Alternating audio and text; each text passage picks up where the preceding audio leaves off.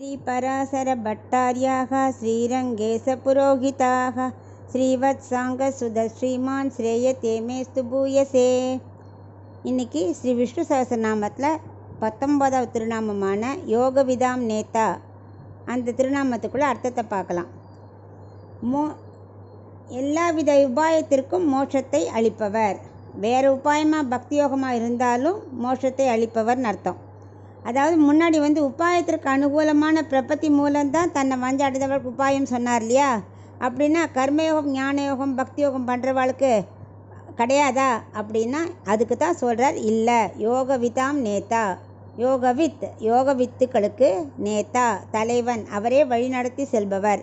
அதாவது தன் திருவடியே உபாயம்னு வராமல் கர்மயோகம், பக்தி யோகம், ஞானயோகங்கிற எண்ணத்திலேயே இருப்பவர்களான யோகவித்துக்களுக்கும் பகவானே நேதா. இதைத்தான் கீதார்த்த சங்கிரகத்தில் ஆளவந்தார் சொல்கிறார், கதித்ரயத்வ மூலத்துவம்.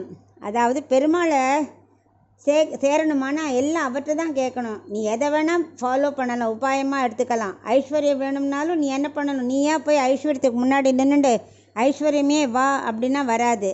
அதுக்கும் நீ பகவானை தான் பிரார்த்தனை பண்ணணும். கைவல்யாத்தி எனக்கு ஆத்ம அனுபவம் வேணும் அப்படின்னு வேறு சொன்னால் ஆத்ம அனுபவம் கிடச்சிடாது.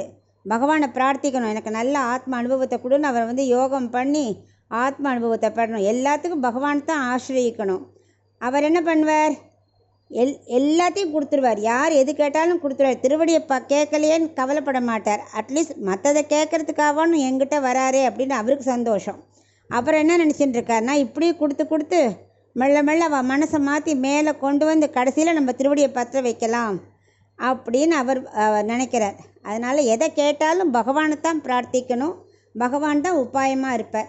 அதுதான் யோகவிதாம் நேதா. இப்போ இதுக்கு ஒரு சின்ன கதை பார்க்கலாம்.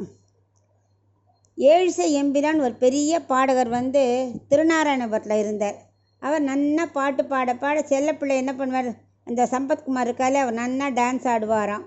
ராமானுஜர் மேல்கோட்டைக்கு வந்தப்போ ராமானுஜரால் மரியாதையை செலுத்தலைன்னா அவருக்கு ரொம்ப கனம் ஏறிப்படுத்து, கர்வம் ஏறிப்படுத்து. பெருமாளே நான் சொல்கிறபடி ஆடுறாரே அப்படின்னு.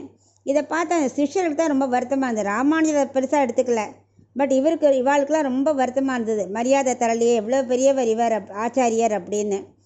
அப்போ அந்த ஏழிசை எம்பிரானுக்கு ஒரு பாடம் புகட்டணும்னு சொல்லிட்டு இவாளெலாம் ஒரு பிளான் பண்ணான். என்ன பண்ணால், எங்களுக்கு ஒரு சந்தேகம் இருக்குது, நீங்கள் பெருமாள்கிட்ட கேட்டு சொல்லணும் அப்படின்னாலாம். இவருக்கு ஒரே மகிழ்ச்சி. சீடர்கள் பாரு, அவள் ஆச்சரியரை கேட்காம என்னத்தான் கேட்குறா அப்படின்னு இவருக்கு இன்னும் கொஞ்சம் கர்வம் ஏறி போச்சு. அப்போ அவருக்கு சீடர்கள் சொல்கிறா, இல்லை, எங்கள் ஆச்சாரியருக்கு மோட்சம் உண்டான்னு நீங்கள் கேட்டு சொல்லணும் அப்படிங்கிறா. பெருமாள்கிட்ட நீங்கள் கேட்டு சொல்லுங்கோ அப்படிங்கிறா. அவரும் சரின்னு சொல்லி அடுத்த நாளைக்கு பகவான்கிட்ட பாடிட்டு இந்த கேள்வியை கேட்க அவர் சொல்கிறார், ராமானுஜருக்கு மட்டும் இல்லை, அவருடைய திருவடி சம்பந்தப்பட்ட அனைவருக்கும் மோட்சம் உண்டு அப்படின்றார். உடனே சிஷ்யர்கிட்ட இந்த பதிலை சொல்கிறார். சிஷ்யருக்கு ரொம்ப சந்தோஷம். சரி, நாளைக்கு உங்கள் பகவான்கிட்ட இன்னும் ஒரு கேள்வி கேளுங்களேன் அப்படின்னு சொல்கிறா. என்ன அப்படிங்கிறா. உங்களுக்கு மோட்சம் உண்டான்னு கேளுங்கோ அப்படிங்கிறா. இவருக்கு ரொம்ப நம்பிக்கை. ஏன்னா பகவான் நான் சொல்கிறபடிலாம் ஆடுறாரே, எனக்கு மோட்சம் இல்லாமையா அப்படின்னு இவருக்கு. அடுத்த நாள் பெருமாள்கிட்ட கேட்குறேன், ராமானுஜர் அடியார்களுக்கு மட்டும் மோட்சம்னு சொல்கிறேல்ல, எனக்கு உண்டா அப்படின்னா. இல்லை, உனக்கெல்லாம் கிடையாது.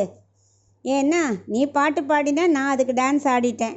அதனால் உனக்கு மோட்சம் வேணும்னா நீ என்ன பண்ணணும், ராமானுஜர் திருவடியை பற்றி அவருக்கு சிஷ்யனாக போகணும்.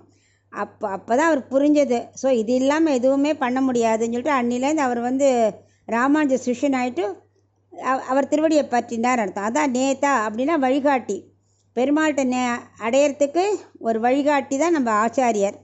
மோட்சத்திற்கு வழிகாட்டியாக இருக்கிறார். அதனால் பக்தியோகம் செஞ்சாலும் அதுக்கு அங்கமாக பிரபத்தி செய்யணும். பக்தியோகம் செய்யாட்டாலும் பிரபத்தி அவசியம். எந்த வழி செஞ்சாலும் அதை பகவான் தான் பூர்த்தி செய்து தருவார். அது அவரே நேதாவாக இருப்பார். அதனால் நம்மளும் பக்தி யோகமோ எது செஞ்சாலும் ஆச்சாரியரை பற்றி ஆசிரியக்கணும். யோகவிதாம் நேத்ராயை நமக அப்படி சொல்லிகிட்டே ஆச்சாரியரை பற்றி தான் நமக்கும் கண்டிப்பாக பகவான் மோட்சம் கொடுப்பார். அதான் இந்த திருநாமத்தோட அர்த்தம்.